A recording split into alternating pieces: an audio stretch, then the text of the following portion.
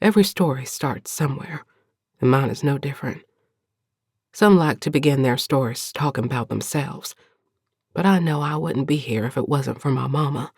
So, I guess I'll start with what I know about her. I don't know much, except for what the other slaves have told me.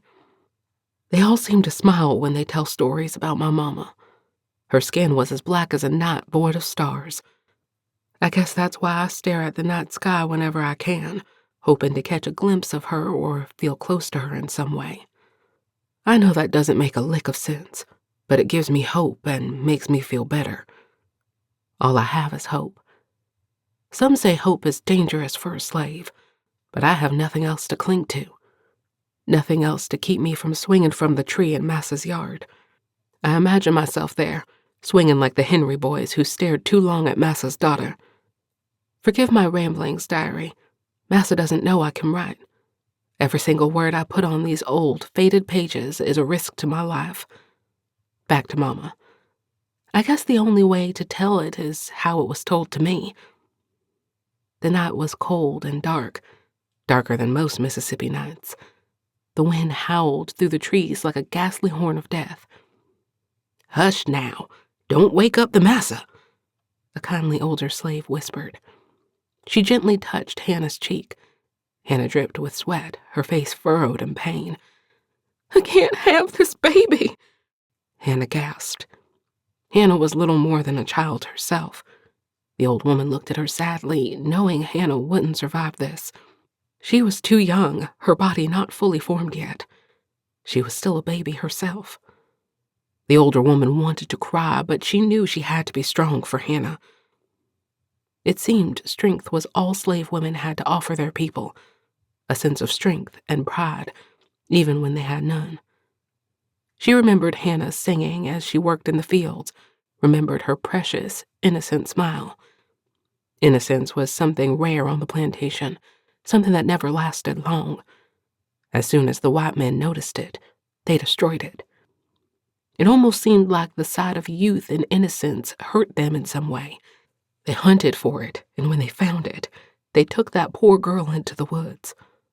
All anyone would hear were her screams and pleading as they beat and ravaged her.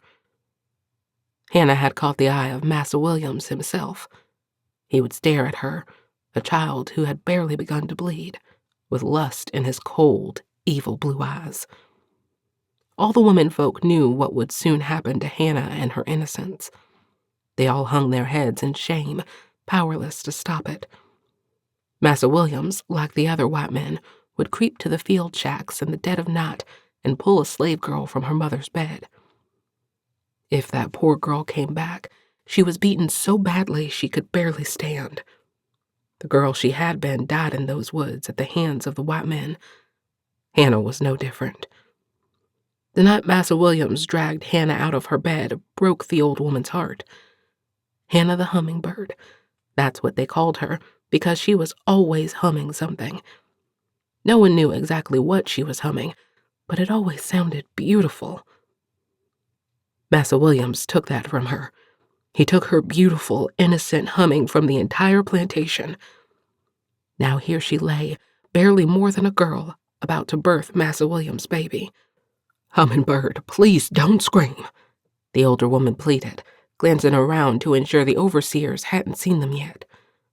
Hannah gripped the old, filthy blanket she lay on and bit down on her lips so hard it bled. She nodded and stifled another scream of pain. The old woman leaned down and looked between Hannah's thin legs. "Your baby's coming," the old woman whispered. She looked up and smiled at Hannah, but it wasn't a smile of joy. No black mother ever smiled or allowed herself to feel joy or pride in the child she birthed. How could they?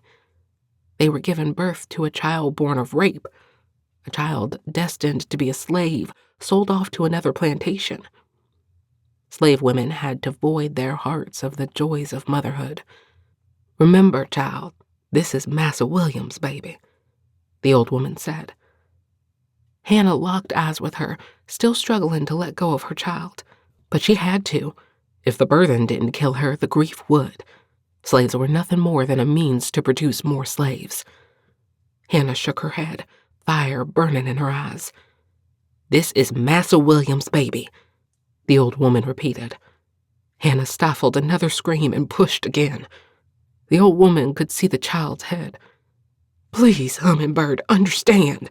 This is Massa Williams' baby," the old woman said again. She wasn't trying to hurt Hannah, just trying to prepare her for the cruel reality of what was to come if she survived.